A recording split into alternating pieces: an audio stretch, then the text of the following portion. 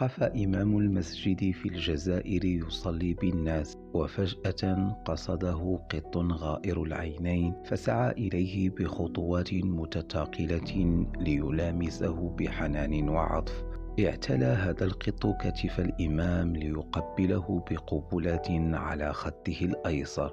يا لها من لحظات جميلة تستشعر فيها هدوءا روحيا. في وقت قصير وبمقدار لحظة العين انتشر هذا الفيديو بسرعة فائقة في كل بقاع العالم، فاستحسنه الإنسان المسلم وغير المسلم.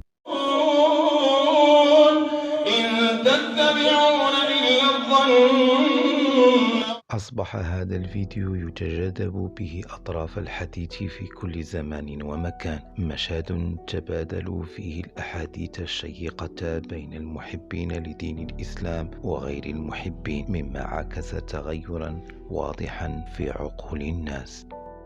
وإن أنتم إلا تخرصون قل فلله الحجة البالغة فلو شاء لهداكم أجمعين. ساعد الإمام القط على تسلق كتفه ليتربع عرش السكينة والراحة. سماحة الإمام أعجبت الكثيرين، وأشرقت الابتسامة على محياهم، فتفاعلوا بشكل كبير على منصات التواصل الاجتماعي. هل عندكم من علم فتخرجوه لنا؟ نعم هذا الإمام الجزائري، ونعم صوته العذب الذي كان له وقع حسن في النفوس، وخاصة قراءته لهذه الآية بالذات.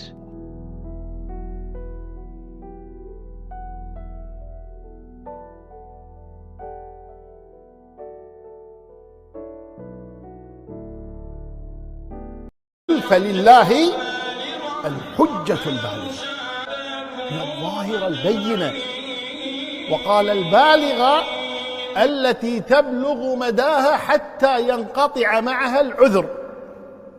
هذه الآية الكريمة حصدت ملايير المشاهدات خلال مدة قصيرة بسبب قطة. أراد الله تعالى أن يجعل لهذا المقطع القبول في أرجاء العالم. هذا الذي يريده الله، ما يريد ظنا وتخمينا وخرصا، لا، يريد حجة بالغة، وهذه لله. قل لهم يا محمد لله الحجة البالغة. أراد الله أن يبين في هذا المقطع لأعداء الإسلام أن ما يحاولون بناءه من مسلسلات وإعلانات في تشويه صورة الملتحين والملتزمين يدخل جماعتنا لا يخرج منها إلا بالموت أو الموت. سرت الدنيا أربع الآخرة. هدمه هذا المقطع الجميل. أظهر هذا المقطع الرائع أن الملتحي الملتزم المسلم يمتاز برأفته تجاه الحيوان، فما بالك بالإنسان؟ أثار هذا المقطع تعليقات جميلة وإنسانية من لدن العديد من الأجانب في كل بقاع العالم، أعطوا إيضاحا وتفسيرا لإبداء رأيهم.